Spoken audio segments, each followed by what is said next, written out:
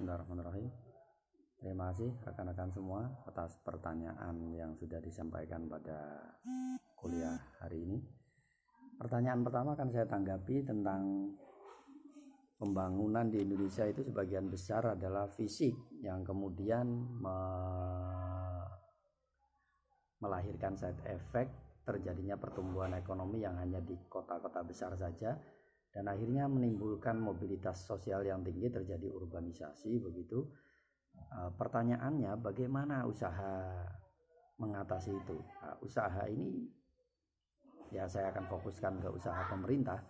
Sebetulnya pemerintah dan DPR kan sudah sepakat dan sudah mengeluarkan yang namanya Undang-Undang Desa. Undang-Undang Desa itu memungkinkan bahwa pertumbuhan ekonomi atau pembangunan itu berawal dari desa. Kalau Anda mau mengamati atau mau mempelajari Undang-Undang Desa itu sangat-sangat memungkinkan untuk desa berkembang. Maka apa yang penting di sini kalau untuk mengembangkan desa? Peran pemimpin desa itu yang saya lihat itu ya. Contoh ini, salah satu contohnya adalah Desa Lerep di Kabupaten Semarang. Anda boleh berkunjung ke sana, silahkan. Itu memiliki kepala desa yang sudah 3 periode ini menjabat. Kenapa beliau bisa jadi 3 periode?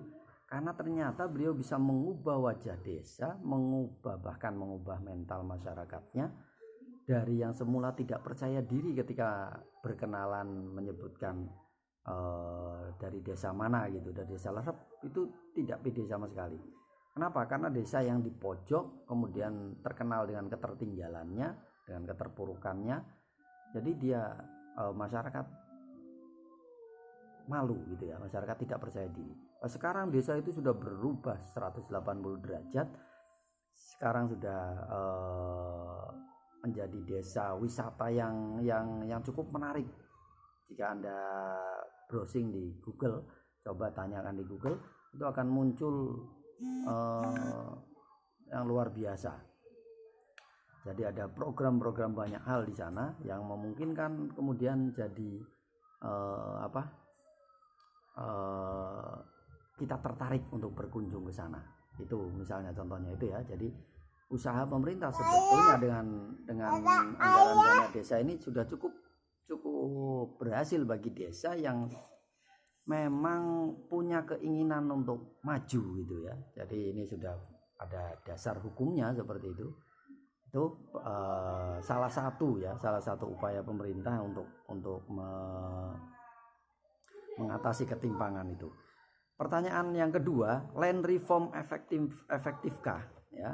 Reformasi agraria, land reform itu. Oke, land reform pada saat itu saya kira Anda jawabannya sudah cukup baik, ada yang pro dan kontra, dan sebetulnya pada saat itu memang dibutuhkan gitu kan. Tapi saya jawab yang kekinian saja. Land reform saat ini juga dilakukan oleh pemerintah Jokowi. Di awal itu Jokowi dengan JK, dan sekarang Jokowi dengan Ma'ruf Amin itu juga melahirkan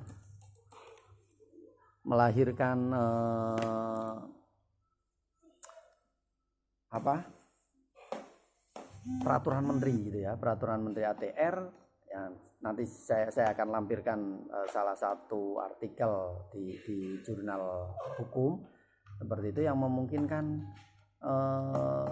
bahwa pengaturan kepenguasaan tanah ya, kepemilikan tanah itu diatur, terutama untuk tanah-tanah pertanian itu. Kenapa? Karena sebagian besar pemiliknya adalah orang-orang kota gitu ya.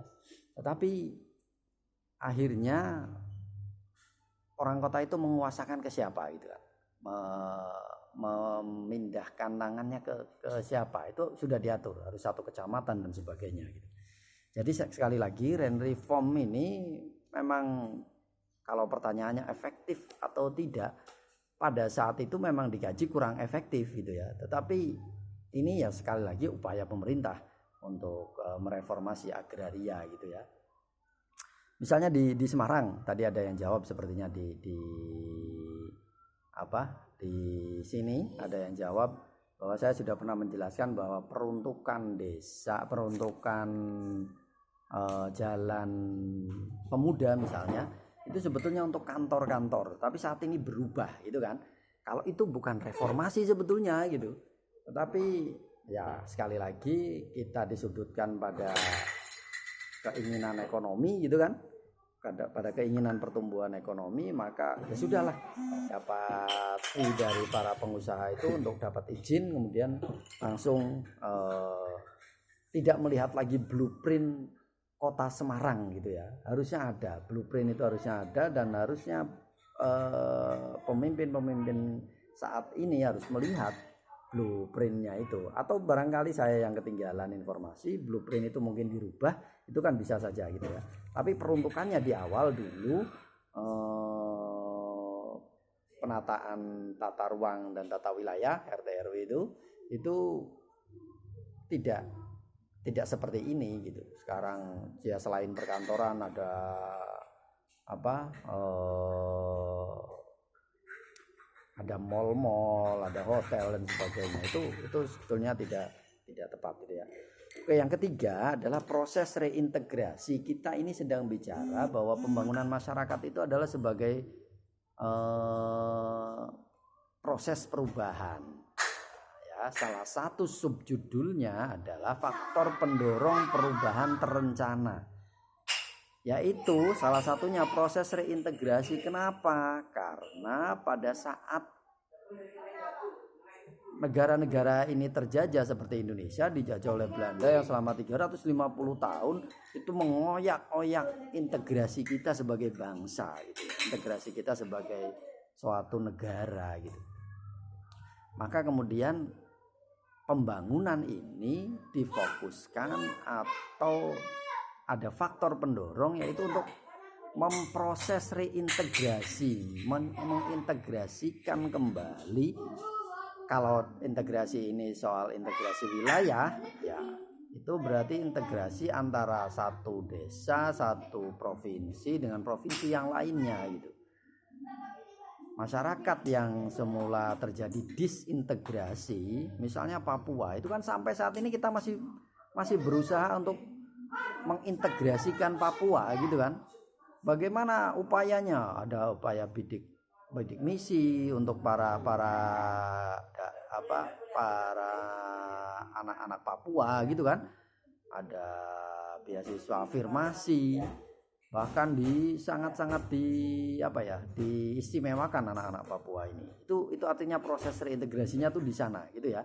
Mudah-mudahan saya tidak masuk ke dalam detail integrasi. Bolehlah ada yang mengintegrasikan bahwa ada ojek itu, kemudian itu mengintegrasi antara satu desa dengan desa yang lainnya dan sebagainya. Tapi saya ingin membahas dari latar belakangnya, kenapa proses perubahan terencana itu menjadi salah satu faktor pendorongnya adalah proses reintegrasi. Oke, itu saja. Sekali lagi terima kasih untuk mahasiswa semua. Kurang lebihnya mohon maaf. Assalamualaikum warahmatullahi wabarakatuh.